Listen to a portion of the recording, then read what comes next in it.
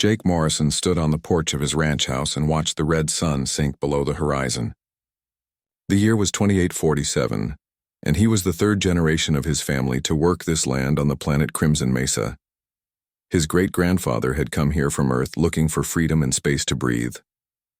Now Jake wondered if he would be the last Morrison to call this place home. The drought had been going on for 8 months.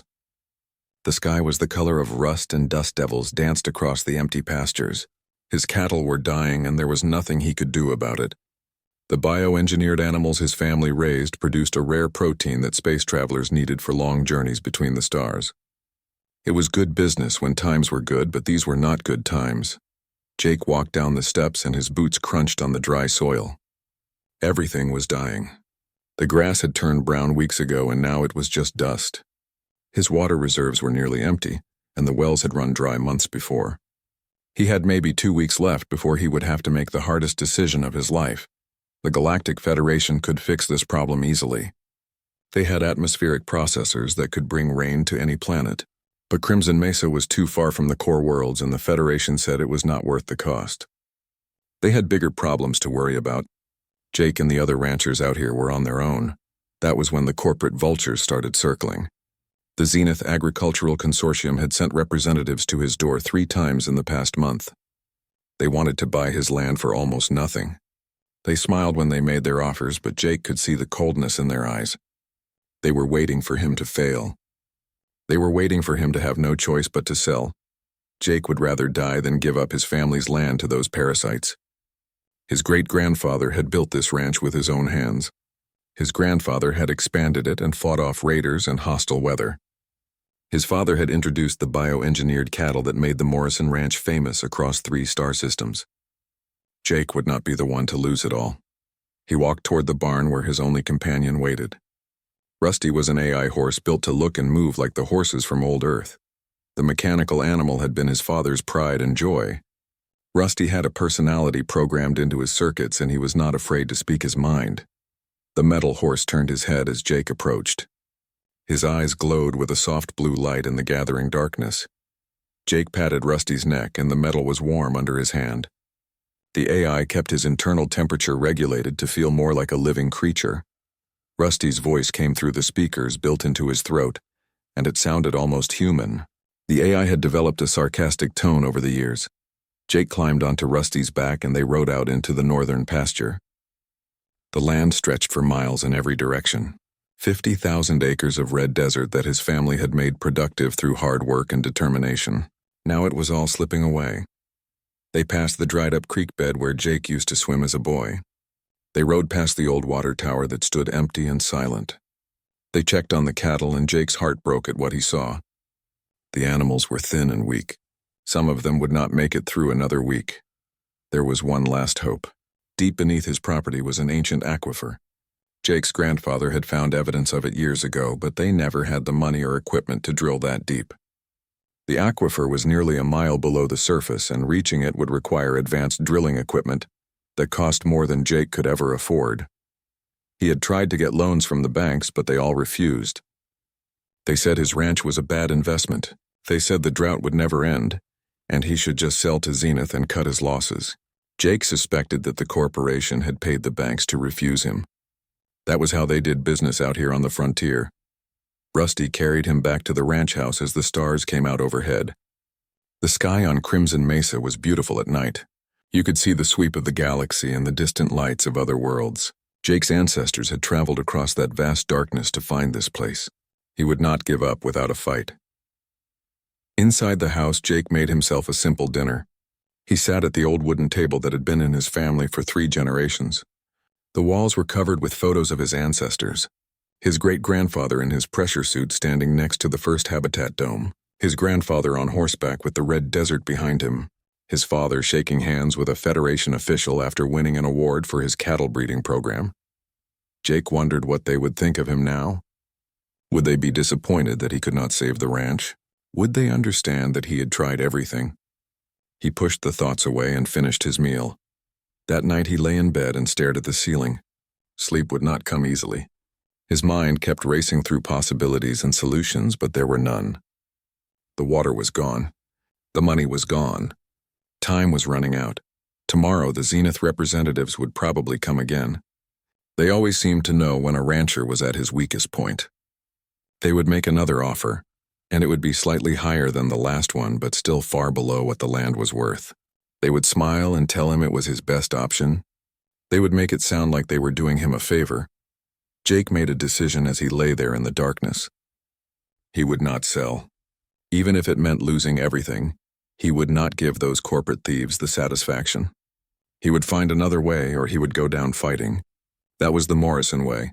That was why his family had come to the frontier in the first place. The next morning would bring changes that Jake could never have imagined. A stranger would fall from the sky and everything he thought he knew about his situation would be turned upside down. But as he finally drifted off to sleep that night, Jake Morrison did not know that his life was about to intersect with forces much larger than one man's struggle to save his ranch. The red sun would rise tomorrow on a new chapter. The explosion woke Jake before dawn.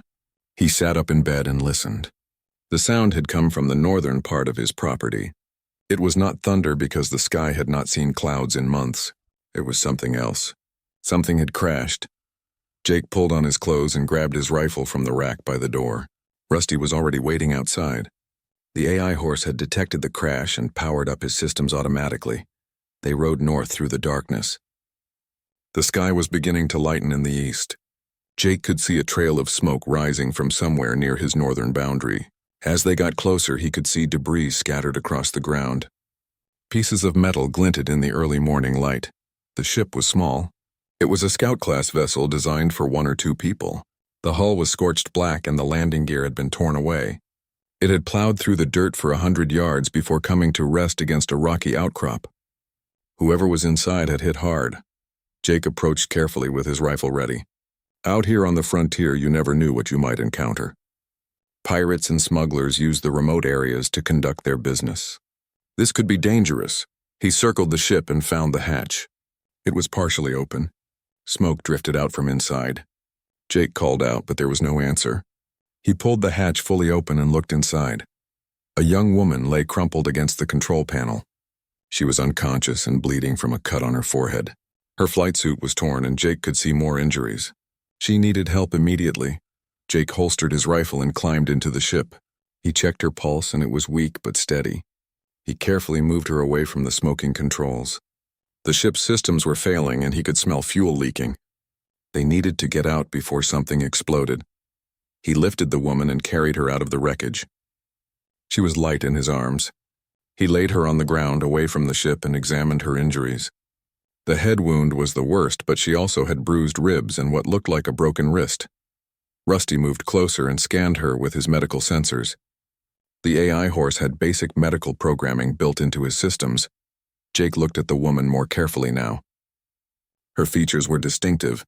Her skin was brown and her black hair was long even though it was matted with blood. She wore jewelry that looked handmade. Silver and turquoise stones hung around her neck. He had seen people like her before, but only in historical records.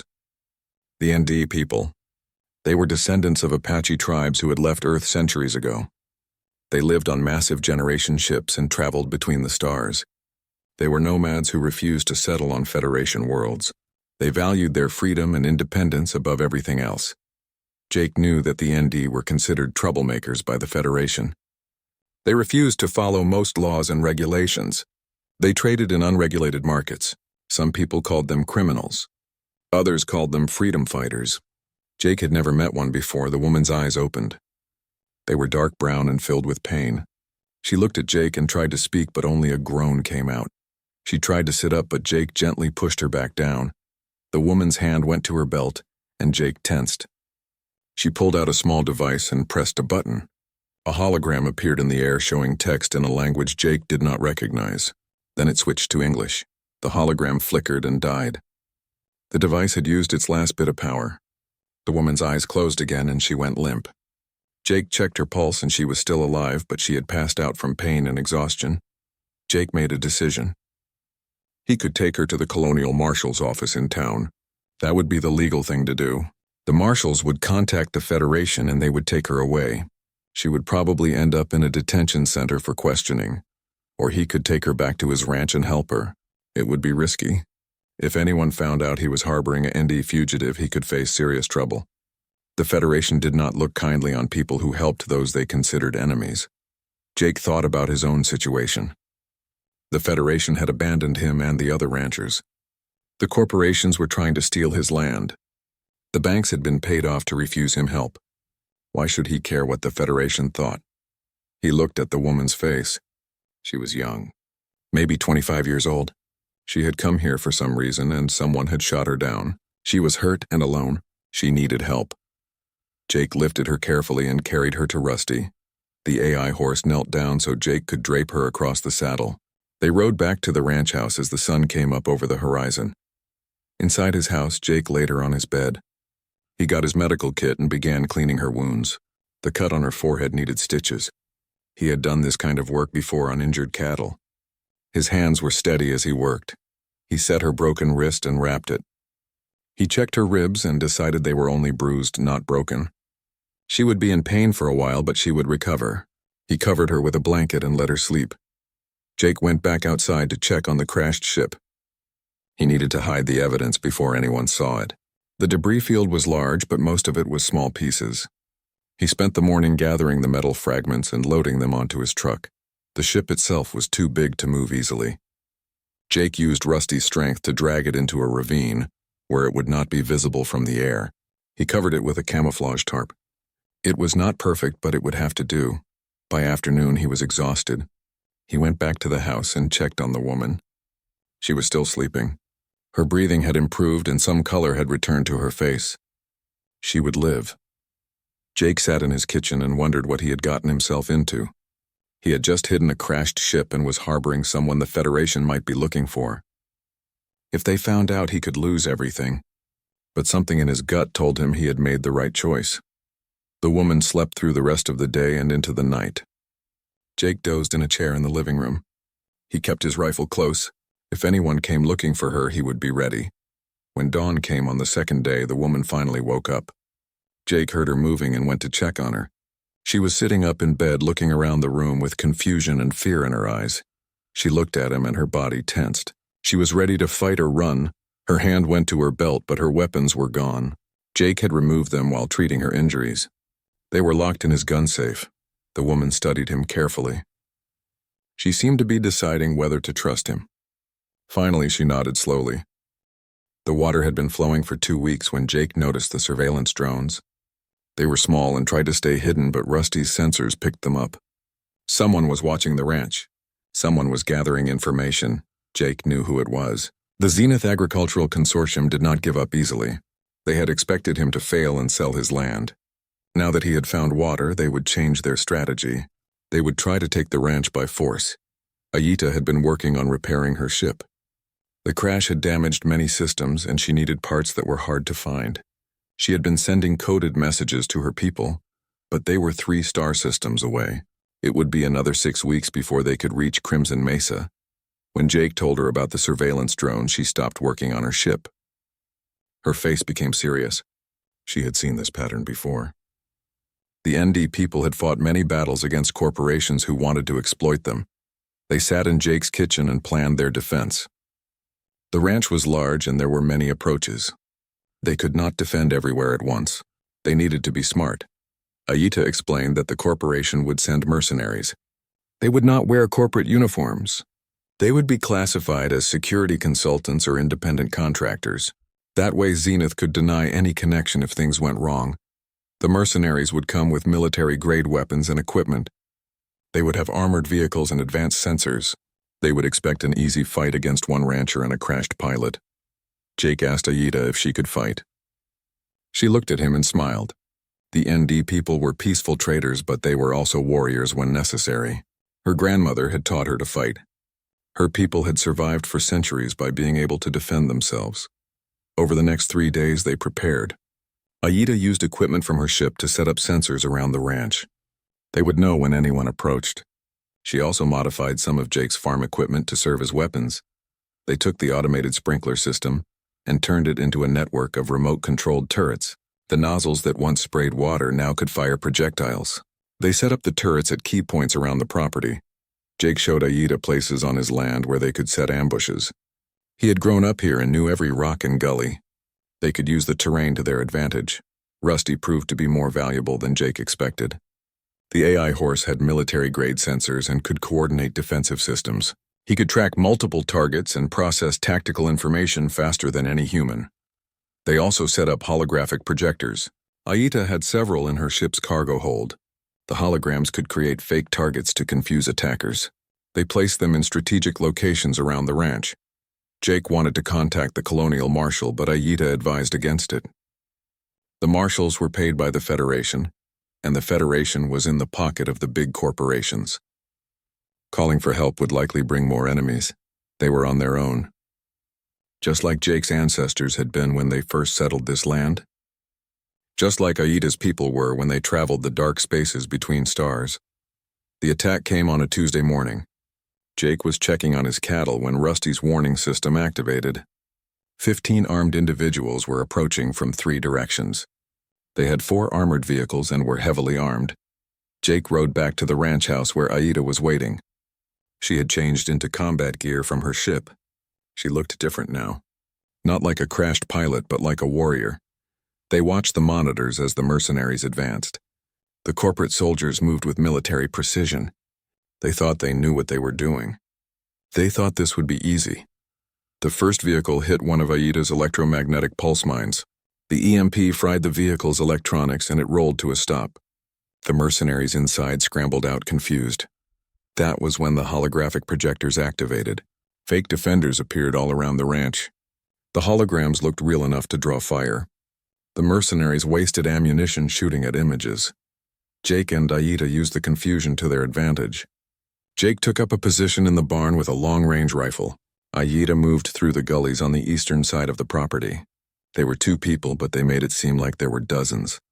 The automated turrets opened fire. They targeted the mercenaries with stunning accuracy. Rusty was coordinating their fire from his position near the ranch house. The AI horse was proving to be an excellent tactical commander. The mercenaries tried to regroup, but Jake and Aita kept them off balance. They used hit-and-run tactics. They struck from unexpected angles and then disappeared before return fire could find them. One group of mercenaries tried to flank around the northern pasture. They walked right into Jake's trap. He had dug a series of trenches and covered them with holographic projections of solid ground. 3 mercenaries fell into the trenches and twisted their ankles. Aita engaged another group near the water drilling site.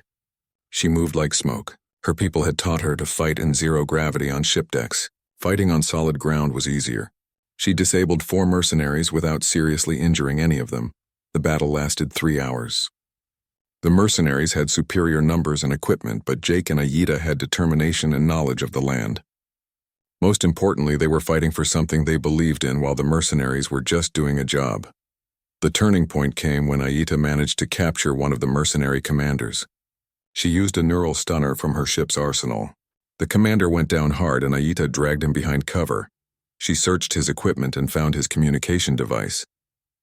It was still broadcasting to the corporate command center. Aita had an idea. She carried the communication device to Rusty. The AI horse had advanced technical abilities. Aita asked him if he could boost the signal and broadcast it on Galactic Federation frequencies. Rusty analyzed the device. He could do it, but it would use most of his remaining power. Jake told him to do it anyway. The communication device suddenly began broadcasting on emergency frequencies. Every Federation ship and station within 2 light years could now hear the mercenary communications. They could hear the illegal attack on a civilian ranch. They could hear the corporate command center giving orders to use lethal force. The evidence was now public. The Zenith Agricultural Consortium could not deny their involvement. Using military force against civilians was a serious Federation crime. If they continued the attack, they would face prosecution. The corporate command center went silent for several minutes. Then new orders came through. The mercenaries were told to retreat immediately. They were told to abandon their equipment and leave the planet as quickly as possible. Jake and Aita watched as the mercenaries withdrew. Some were limping. Some were being carried by their companions. All looked defeated and angry. The armored vehicles that still worked turned around and headed back toward town. The mercenaries who could walk followed on foot. They left behind weapons and equipment scattered across Jake's property. As the sun set, Jake and Aida stood together looking at the battlefield. They had won. Against all odds, they had defended the ranch. But both knew this was just the beginning. The corporation would not forgive this defeat. They would try again. The days after the battle were strange. Jake's ranch was suddenly famous across 3 star systems. The recording of the corporate attack had spread through the galactic network. People everywhere were talking about the rancher and the ND pilot, who had fought off 15 mercenaries. News services wanted interviews. Federation investigators sent messages asking for statements. Other ranchers on Crimson Mesa reached out to thank Jake for standing up to the corporations. But Jake just wanted to get back to work. His cattle were recovering well with the new water supply. The grass was growing thick and green. The creek beds were flowing again. The Morrison Ranch was alive and prosperous for the first time in a year. Aida had finally finished repairing her ship. The small scout vessel was ready to fly. She had received word from her people that they were on their way. They would arrive at Crimson Mesa in 2 weeks. Then she would leave and return to her nomadic life among the stars. Jake knew she would be leaving soon, but he did not want to think about it. Over the past weeks, she had become more than just an ally. She had become a friend. The ranch house would feel empty when she was gone. One evening, they sat on the porch watching the sunset. The sky was painted red and orange. The air was cool and comfortable. Rusty was in the barn running diagnostics on his systems. He had used a lot of power during the battle and needed maintenance. Jake finally found the courage to say what he had been thinking. He pulled out a small box. Inside was a gold nugget about the size of his thumb. His grandfather had found it while digging a foundation for the old barn. It was worth enough money to buy a small ship. Aida looked at the gold but did not take it. Her face became serious. Jake did not understand. He was offering her something valuable. She deserved it for everything she had done. She had saved his ranch and fought beside him. The gold seemed like a small payment for such service. She explained to him about the ND concept of honor debt. Her people had rules about such things. When someone saved your life, you owed them a debt that went beyond money or material goods. She owed Jake her life because he had found her and cared for her after the crash. Jake protested. He said she had more than repaid that debt by finding water and helping him fight the mercenaries. They were even as far as he was concerned. Aida shook her head. In her culture, the debt was not about keeping score. It was about a bond between people, a connection that went deeper than simple transaction. She owed him and she wanted to repay him properly. She asked him what he really wanted. What did he need that would make a real difference in his life? Jake thought about it. He had water now. His ranch was safe for the moment. The corporations would think twice before attacking again. He had everything he needed to survive. But there was something else. Something bigger than his own problems. He asked her about the ND people. He asked about their struggles with the Federation and the corporations. He asked why they were hunted and persecuted. Aida told him the truth. Her people were being systematically destroyed. The corporations wanted their technology and their knowledge. The Federation wanted them to settle on approved worlds and follow approved laws. Neither group could tolerate a people who refused to be controlled. The ND were accused of crimes. They were called pirates and terrorists. But the real crime was that they valued freedom over profit. They valued their culture over convenience. They were a reminder that humans did not have to live the way the Federation demanded. Her mission before the crash had been to gather evidence. She was supposed to document corporate crimes against independent colonies. The NDE were building a case to present to the Federation Council. They wanted to prove that the corporations were the real criminals, that the persecution of free peoples was illegal and immoral. But she had lost most of her evidence when her ship crashed. The data cores were damaged and she could only recover fragments. Her mission had failed. Jake suddenly understood what Aida wanted from him. She wanted his testimony. She wanted his recordings of the corporate attack. She wanted proof that the big corporations were breaking Federation law. He asked her if his testimony would really matter. He was just one rancher on a distant frontier world. Why would anyone listen to him? Aida smiled. She said that was exactly why people would listen. He was not an ND warrior or a political activist. He was a simple man trying to protect his family's land. His testimony would have credibility that others could not match. Jake thought about it for a long time. If he testified against Zenith, he would make permanent enemies. They would never stop trying to destroy him. His life would become much more complicated and dangerous. But he thought about his great-grandfather who had traveled across the galaxy seeking freedom. He thought about all the other ranchers and settlers who were being crushed by corporate greed. He thought about what kind of man he wanted to be. Aita looked relieved. She had been worried he would refuse. She reached into her pocket and pulled out a small data chip. Jake took the chip. It felt light in his hand, but he knew it represented something heavy, a responsibility, a commitment to fight for something bigger than himself. He asked Aita what would happen next. She explained that her people would arrive in 2 weeks. They would take the evidence and Jake's testimony to the Federation Council on New Geneva.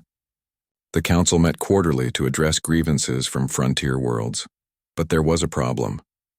The council rarely listened to recorded testimony. They wanted witnesses to appear in person. They wanted to question people directly. Jake would need to travel to New Geneva himself. Jake had never left Crimson Mesa. He had been born on this planet and always assumed he would die here. The idea of traveling to the Federation capital was frightening. It was months of travel through dangerous space. He asked Aita if she would go with him. He trusted her and he would need someone who understood how to deal with Federation bureaucrats. Aita agreed. She said her people would provide transportation. They would protect him and make sure he reached New Geneva safely. This was her honored debt. This was how she would repay him for saving her life. Jake nodded. He made his decision. He would leave his ranch in the care of his foreman. He would travel to the Federation capital. He would tell his story to anyone who would listen. Over the next 2 weeks, they prepared for the journey. Jake trained his foreman on the new water systems. He made sure his cattle were healthy, and the ranch operations could continue without him. He recorded messages for his neighbors explaining where he was going and why. Aita continued sending messages to her people. She was coordinating the logistics of the trip. She was also gathering additional evidence from other sources. The case against the corporations was growing stronger. Rusty would come with them. The AI horse insisted. He said Jake would need protection, and he was not going to let his human travel into danger alone. Jake was grateful. Having Rusty along made him feel better about the whole situation. When the ND fleet arrived, it was magnificent. 3 massive generation ships appeared in orbit around Crimson Mesa. They were ancient vessels covered with decorative metalwork. They looked like they had sailed out of Earth's history, but they were equipped with technology far beyond anything the Federation possessed. A shuttle came down to pick up Jake and Aita. As Jake took one last look at his ranch, he felt both fear and excitement. He was leaving his home for the first time. He was about to enter a larger world and fight a battle that might change the galaxy. The ND ship was unlike anything Jake had ever seen. The corridors were decorated with art and weavings that told stories of Earth and the journey through space. The crew moved with quiet efficiency. Children ran through the passages laughing and playing. It was not just a ship. It was a home for thousands of people. Aita's grandmother was the captain of this vessel. Her name was Kaya, and she was ancient by any standard. Her hair was white and her face was lined with wrinkles, but her eyes were sharp and intelligent. She welcomed Jake aboard with formal courtesy. Kaya told Jake that his actions had earned respect among her people. Standing against the corporations took courage. Fighting alongside Aita showed honor. The ND would protect him and help him reach the Federation Council. Jake was given quarters near Aita's family section. The room was small but comfortable. It had a window that showed the stars rushing past as the ship traveled through space. Rusty was given space in the cargo bay where he could recharge and run maintenance. The journey to New Geneva would take 3 weeks. The ND ships traveled through rarely used routes to avoid Federation patrols and corporate security forces. It would not be a direct path. During the first few days, Jake explored the ship. He met families who had been born in space and never walked on a planet. He met engineers who maintained technology that was centuries old. He met teachers who preserved the history and culture of their people. Everyone he met treated him with kindness. Word had spread about the rancher who fought beside one of their own. The ND valued loyalty and courage above all else. Jake had demonstrated both. Aita spent time teaching him about Federation politics. She explained how the council worked and who the key members were. She told him about the corporate lobbyists who controlled many votes. She prepared him for the battle ahead. Jake learned that the situation was worse than he had imagined. The corporations had been systematically destroying independent colonies for decades. Any group that refused to submit was labeled as criminals or terrorists. The Federation looked the other way because the corporations paid well. Hundreds of small communities had been wiped out. Their people were scattered or imprisoned. Their land was taken and their resources were exploited. The ND were just one group among many who were fighting for survival. But there was hope. A growing number of Federation members were becoming uncomfortable with corporate power. Some colonies were organizing resistance. Some military officers were refusing illegal orders. Change was possible if enough pressure could be applied. On the 7th day of the journey, the ship's alarm sounded. They were being followed. 3 unidentified vessels had appeared on their sensors and were closing fast. Jake rushed to the bridge with Aita. Kaya was already issuing orders. The ship's crew moved with practiced precision. This was not their first time being hunted. The pursuing ships were corporate hunters. Zenith had posted bounties on ND vessels. These hunters were after the reward money. They did not care about laws or ethics. They just wanted to collect the bounty. Kaya ordered evasive maneuvers. The massive generation ship began to move in ways that should not have been possible for something so large. The ND had modified their engines with technology they kept secret. They could outmaneuver most military vessels. But the hunters were persistent. They fired warning shots across the ND ship's bow. They demanded surrender. They threatened to disable the ship and board it. Aita asked her grandmother for permission to defend the ship. Kaya looked at her granddaughter and nodded. The young pilot moved to the weapons station. The ND were peaceful traders, but they were not defenseless. Their ships had weapons hidden beneath decorative panels. Aita activated the defense systems and targeted the pursuing vessels. The battle was short and brutal. Aita's skills as a pilot translated well to weapons control. She fired precise shots that disabled the hunter ships without destroying them. The ND did not kill unless absolutely necessary. The hunter ships fell behind with damaged engines and disabled weapons. They would survive, but they would not be chasing anyone for a while. The ND ship continued on its path. Jake was shaken by the attack. This was real. The corporations were willing to kill to stop them from reaching the Federation Council. He asked Aita if they would face more attacks. She told him honestly that they probably would. The corporations had people everywhere. They had informants and spies. They would know where the ND ships were going. There would be more attempts to stop them. Jake considered turning back. He was putting these people in danger. The ND had already risked so much for him. Maybe it was not worth it. Kaya overheard his doubts. The old woman came to speak with him. She told him about her own journey. She had been young when the ND left Earth. She remembered the persecution and the struggle. She remembered fighting for the right to live free. She said that every generation had to fight this battle. If they stopped fighting, the corporations would win. If they surrendered, their freedom would be lost forever. Jake's testimony was important not just for his ranch, but for everyone who valued liberty. Her words gave Jake courage. He decided to continue. He would face whatever dangers came. He would see this through to the end. On the 14th day, they encountered another group. But this time it was not hunters. It was a convoy of refugee ships, families fleeing from corporate takeovers, people who had lost their homes and their livelihoods. The ND stopped to help. They provided food and medical supplies. They offered to guide the refugees to safe worlds where they could start over. It was what they did. It was part of their culture to help those in need. Jake spoke with the refugees. Their stories were heartbreaking. Corporations had seized their land. Federation officials had looked the other way. They had no choice but to run or be imprisoned. One man told Jake about his family's farm. It had been in his family for 5 generations. Corporate security forces came with legal papers and weapons. They said the land was needed for development. They gave him 1 day to leave. When he protested, they arrested him. His wife and children watched as he was taken away. Jake felt anger building inside him. These were good people who just wanted to live their lives. They were not criminals or terrorists. They were farmers and traders and craftspeople. They deserved better. He recorded interviews with the refugees. Their testimony would add to the case against the corporations. The more evidence they had, the stronger their position would be. On the 20th day, they reached the outer territories of Federation space. They were close to New Geneva now, but they received troubling news. Corporate lobbyists had learned about Jake's testimony. They were pressuring council members to refuse to hear the case. Aita was worried. If the council refused to listen, then the entire journey would be wasted. All the risk and danger would be for nothing. But Jake had an idea. He asked if they could broadcast his testimony on public channels. If the council would not listen, maybe the people of the Federation would. Maybe public pressure could force the council to act. Kaya agreed. The ND had networks that could spread information across the galaxy.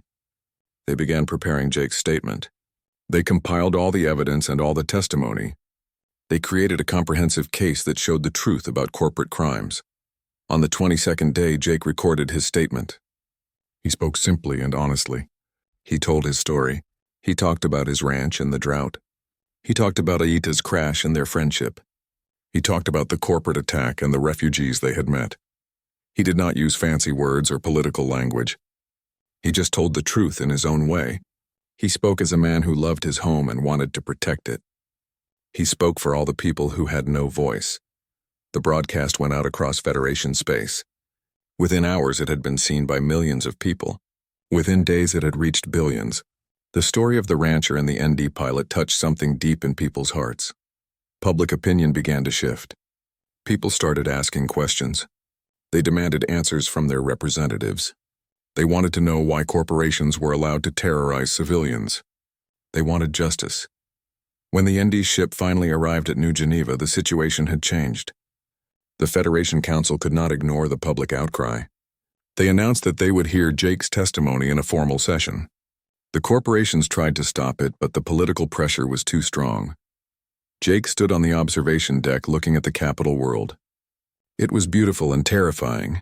Massive cities covered the continents. Orbital stations filled the sky. This was the center of galactic power. Aita stood beside him. She told him he was ready. He had the truth on his side. All he had to do was speak from his heart. Jake nodded. He was scared but determined. He had come too far to back down now. Tomorrow he would face the Federation Council and fight for everyone who could not fight for themselves. Aita spent 3 days recovering in Jake's ranch house. She was weak at first, but her strength returned quickly. The ND people were tough. They had to be to survive the life they lived among the stars. Jake brought her food and water. He changed her bandages and made sure she was comfortable. At first, she did not talk much. She watched him with careful eyes, and Jake understood. She did not know if she could trust him. Out here on the frontier, trust had to be earned. On the 4th day, she was strong enough to walk around. She stood on the porch and looked out at the dried landscape. Her face showed no emotion, but Jake could sense her sadness. She understood what the drought meant. Jake joined her on the porch. They stood in silence for a while. Then Aita began to speak. Her voice was soft but steady. She told him her story. The ND people traveled in a fleet of generation ships. They moved from system to system trading and exploring. They refused to settle on Federation worlds because they valued their freedom. Her people had been nomads on Earth, and they remained nomads among the stars. She had been on a reconnaissance mission. Her ship had been scouting this sector when she was ambushed. Someone had fired on her without warning. Her shields failed and her engines were damaged. She barely made it to Crimson Mesa before crashing. Aita did not know who attacked her. It could have been pirates or corporate security forces. The ND had many enemies. They refused to follow Federation trade laws, and this made them targets. Jake told her his story. He explained about the drought and the failing ranch. He told her about the corporate vultures who wanted to steal his land. He told her about his family and why this place meant everything to him. As they talked, they discovered something surprising. Despite coming from different worlds and different cultures, they had much in common. Both valued freedom above everything else. Both refused to bow to corporate or government pressure. Both were willing to fight for what they believed in. Aita looked at the dry land and made a decision. Jake was skeptical. The ND might have advanced technology, but water was water. If it was not there, you could not make it appear. But Aita insisted she could help. She asked Jake to take her to her crashed ship. He hesitated. Going back there was risky, but he agreed. They rode out on Rusty to the ravine where the ship was hidden. Aita climbed into the wreckage despite her injuries. She emerged carrying equipment that had survived the crash. There were devices Jake did not recognize. Tools that looked ancient but were clearly advanced technology. Back at the ranch, Aita set up her equipment. She had sensors that could detect underground water sources, but she also had something else. She had knowledge passed down through generations of her people. Traditional methods combined with advanced technology. She walked Jake's land for 2 days. She used her sensors and also used techniques that looked like the old dowsing methods from Earth. Jake followed her and watched in amazement. She could sense things about his land that he had never known. On the 3rd day, she called Jake over to where she was standing. It was in the eastern section of his property near a rocky hillside. She pointed to the ground. Her sensors showed a massive underground reservoir. It was not the aquifer that Jake's grandfather had found. It was something else, something closer to the surface. Jake felt hope for the first time in months, but there was a problem.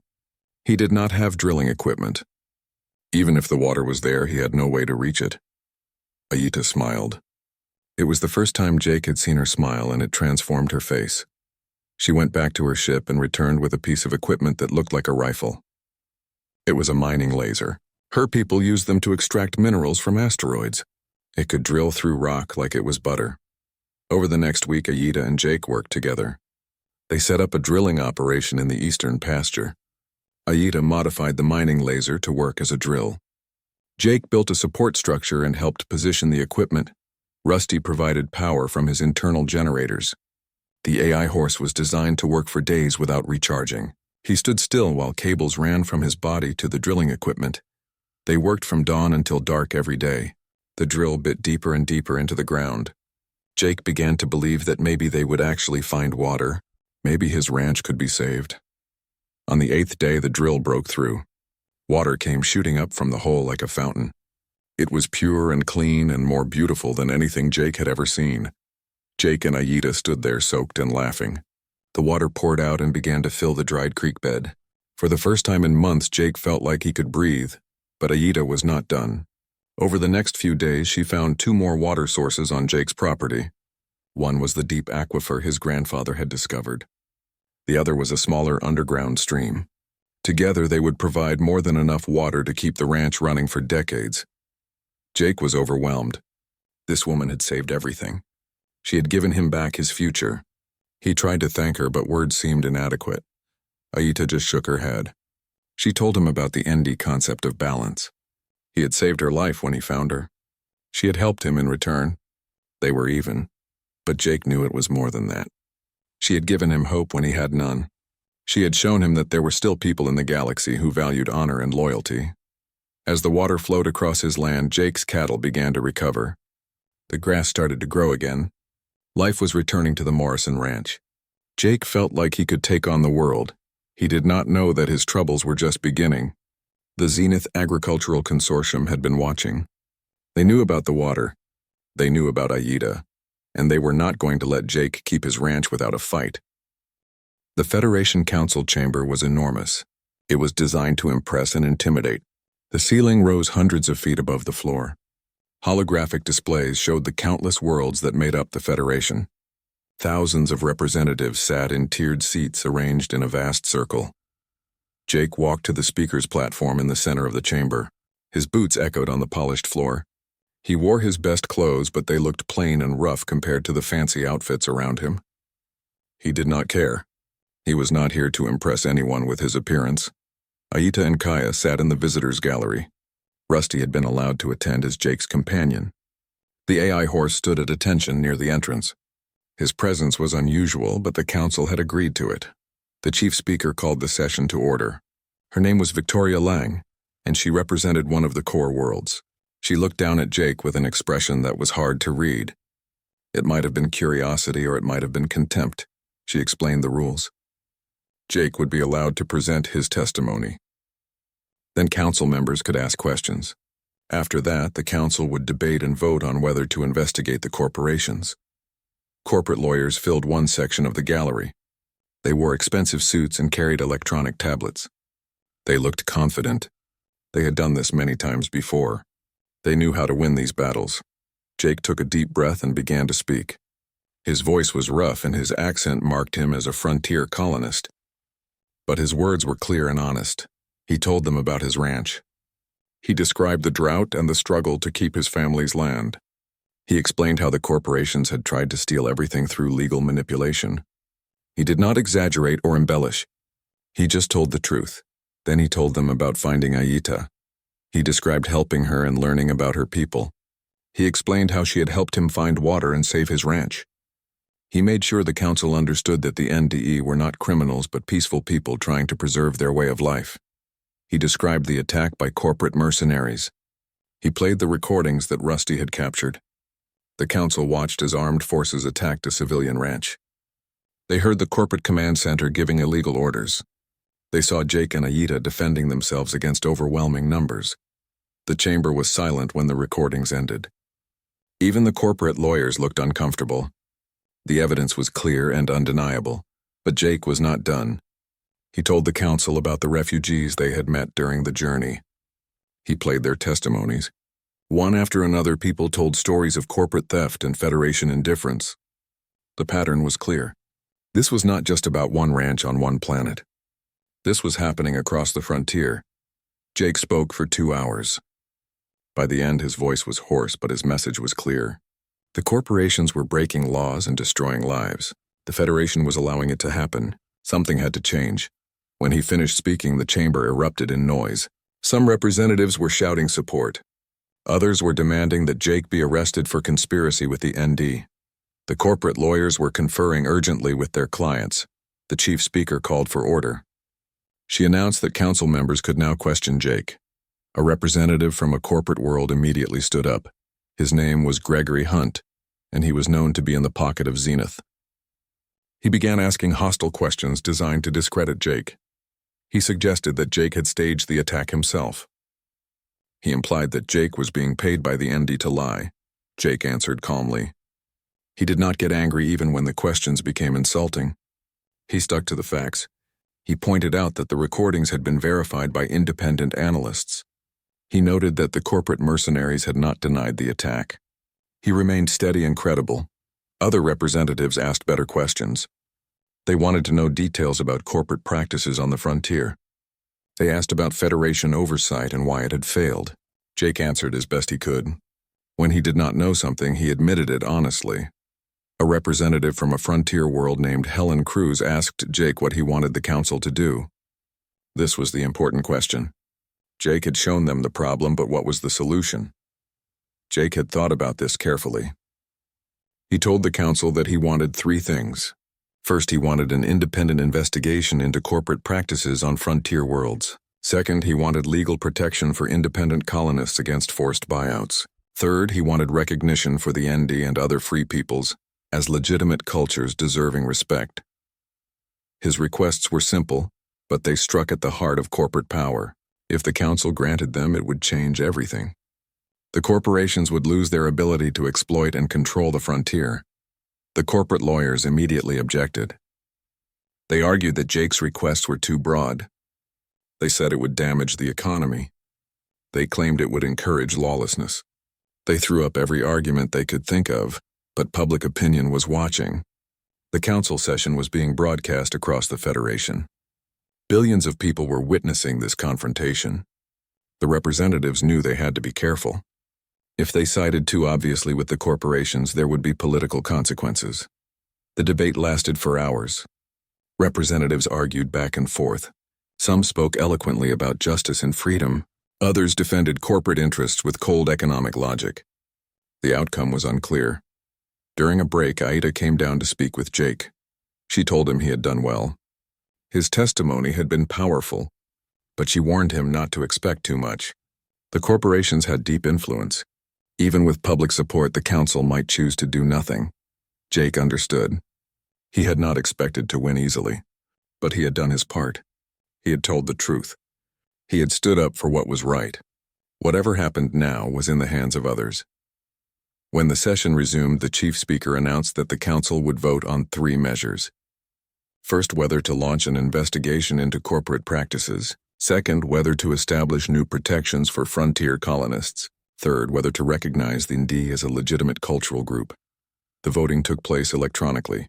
Representatives entered their votes and the results appeared on the displays. Jake watched with his heart pounding. The first vote passed with a narrow majority. There would be an investigation. The corporations had lost the first battle. The second vote was closer. It came down to a handful of representatives who were undecided. In the end, it passed by just 3 votes. Frontier colonists would have legal protection against forced buyouts. The third vote was the most contentious. Many representatives feared setting a precedent. If they recognized the ND, they would have to recognize other independent groups. The corporate lobby fought this vote hardest. When the results appeared, Jake felt a wave of relief. The vote had passed. Just barely, but it had passed. The ND would be recognized as a legitimate people. They would have legal standing to defend themselves. The chamber erupted in chaos. Supporters were celebrating. Corporate representatives were furious.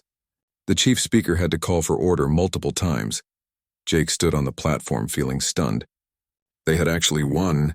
He had come to this place expecting to lose. He had thought at best he might plant seeds for future change. But they had achieved real victories today. The chief speaker announced that the session was concluded. She thanked Jake for his testimony. She said his courage had reminded the council of its duty to all citizens, not just the powerful. As Jake left the chamber, he was surrounded by reporters and well-wishers. People wanted to shake his hand and thank him. Representatives who had voted for the measures wanted to be seen supporting him. Aita pushed through the crowd and hugged him. Her grandmother Kaya stood nearby with tears in her eyes. The old woman had fought for this moment for decades. Finally, there was hope for real change. But not everyone was celebrating. As Jake walked through the corridors of the council building, he saw corporate security personnel watching him. Their expressions were cold and threatening. He had made powerful enemies today. The victory came with a price. Rusty stayed close to Jake as they left the building. The AI horse had his sensors on high alert. He was watching for threats. The corporations would not forgive this defeat. They would seek revenge. That night, Jake and the ND celebrated on their ship. There was food and music and storytelling. People thanked Jake and told him he was a hero. But Jake did not feel like a hero.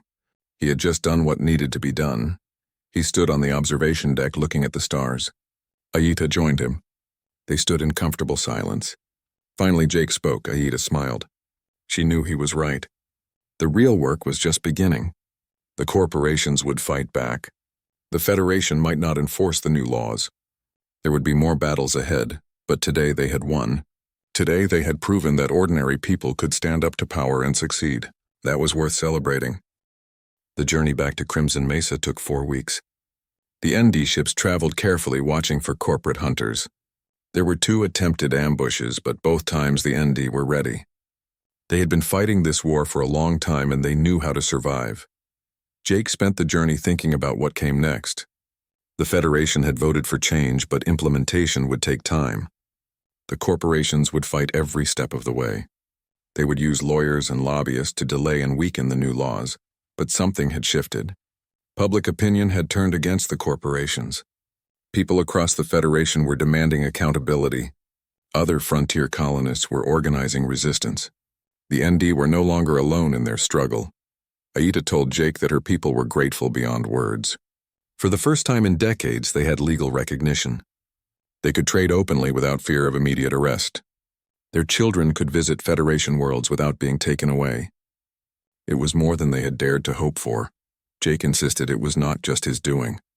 Aita and her grandmother and all the ND had fought for this. The refugees who shared their stories had contributed. The representatives who voted for change had taken risks. It was a collective victory. When they finally reached Crimson Mesa, Jake felt a deep relief. He had been gone for almost 3 months. He missed his ranch and his cattle. He missed the simple work of maintaining the land. He was ready to go home. His foreman met him at the landing site with good news. The ranch had prospered in his absence. The cattle were healthy and multiplying. The water systems were working perfectly. Several other ranchers had asked to buy breeding stock. The Morrison Ranch was more successful than ever, but there were also warnings. Zenith had not given up. They could not attack openly anymore, but they were trying other methods. They had filed legal challenges claiming Jake's water rights were invalid. They had tried to bribe his foreman to sabotage operations. They had spread rumors that Jake was a criminal working with terrorists. Jake was not surprised. The corporations never gave up easily, but he was not afraid. He had faced them before and won. He would face them again. Before the ND ships left orbit, Aita came down to say goodbye. They stood on Jake's porch watching the sunset. The sky was painted red and gold. The land was green and alive. Everything Jake had fought for was here. Aita told him her people were establishing a trade route that would pass through Crimson Mesa regularly. They would stop here several times a year. She would see him again. The connection between them and his world would continue. Jake was grateful for that. He had grown close to Aita during their journey. She was like the sister he never had. The thought of never seeing her again would have been painful. But there was something else he wanted to do. He had been thinking about it since they left New Geneva. He pulled out a datapad and showed her a legal document. He had signed over a section of his land to Aita personally.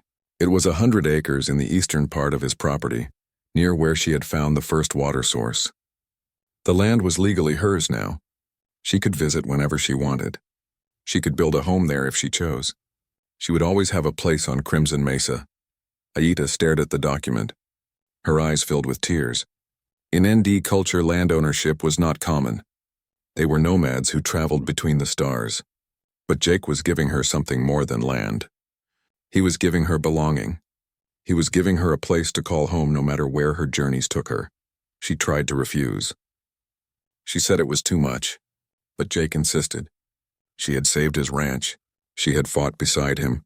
She had stood with him before the Federation Council. This was not payment. This was family taking care of family. Aita accepted the gift. She told Jake that in her language there was a word that meant more than friend or ally.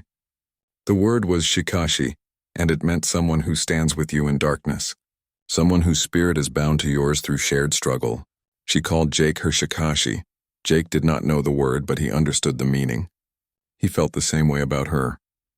They stood on the porch as her shuttle arrived to take her back to the ships. Before she left, she gave Jake a gift of her own. It was a bracelet woven from metal wire with turquoise stones. Her grandmother had made it. It was a symbol of honor among the ND. Only warriors who had proven themselves in battle were allowed to wear such things. Jake put the bracelet on his wrist. It felt right there, a reminder of everything he had been through, a symbol of the bonds he had formed. Aita boarded her shuttle and Jake watched it rise into the sky. The ND ships began to move away from the planet. Their massive hulls reflected the sunlight. Soon they would jump to faster than light speed and be gone. Jake went back to work. There were cattle to check and fences to mend. There was water to monitor and equipment to maintain. The simple rhythms of ranch life welcomed him back. In the weeks that followed, the Federation investigation began. Inspectors arrived on frontier worlds to document corporate abuses. Some representatives from Zenith were arrested. The company's stock price dropped as investors realized the legal troubles ahead.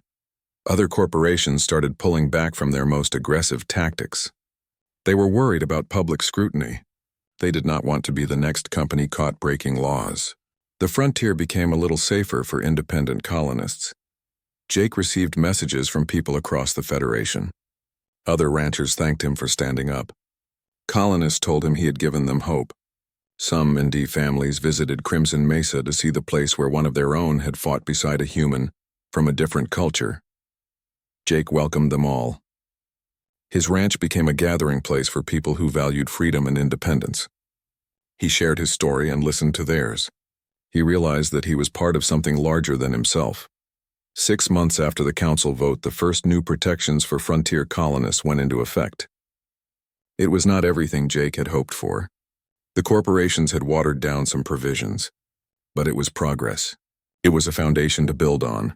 The ND ships returned to Crimson Mesa as promised. Aita came down with her grandmother. They brought gifts and stories of their travels. They spent a week at Jake's ranch. Aita walked the 100 acres that now belonged to her and talked about maybe building a small house there someday. Kaya told Jake that his actions had inspired changes among her people too. The younger generation was more willing to engage with the Federation. They saw that it was possible to fight for rights and win. They were organizing and planning for a future where the ND could be both nomadic and recognized as legitimate citizens. On the last night of their visit, they all sat around a fire outside Jake's house. The stars blazed overhead.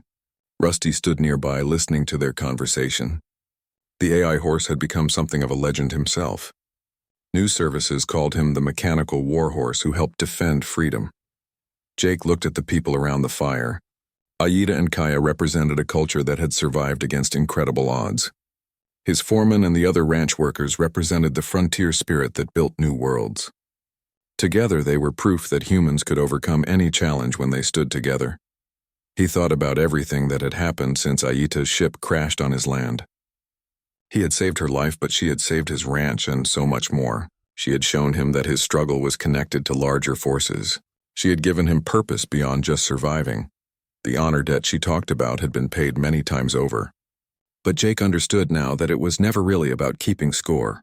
It was about recognizing that people needed each other, that no one could stand alone against the darkness, that the bonds formed through shared struggle were the most valuable things in the universe. Aita caught him looking at her and smiled. She raised her cup in a toast. They all drank, and Jake felt a deep sense of peace. His great-grandfather had come to Crimson Mesa looking for freedom and opportunity. Jake had found those things, but he had also found something more. He had found connection. He had found purpose. He had found family in unexpected places. The ND ships left the next morning. Jake stood on his porch and watched them disappear into the sky. He knew they would return. The bonds between them were stronger than distance or time. He walked out to check on his cattle. The grass was thick and green. The water flowed clear and cool. His ranch was thriving. But more than that, his life had meaning beyond just the land. The bracelet on his wrist caught the sunlight. He touched it and thought about Aita somewhere among the stars. He thought about all the people fighting for freedom across the galaxy. He thought about how one person's courage could inspire others and create change. His great-grandfather used to say that the most valuable things in life could not be bought or sold. They had to be earned through honor and sacrifice. Jake understood that now in a way he never had before. The drought was over. The corporations had been pushed back. The ND had found recognition. But the real victory was simpler and more profound. Jake had learned that helping a stranger in need could change the course of history. That standing up for what was right mattered even when the odds seemed impossible. That the bonds between people who shared values were worth more than all the gold in the universe. He looked out at his land and smiled. This was home. This was worth fighting for.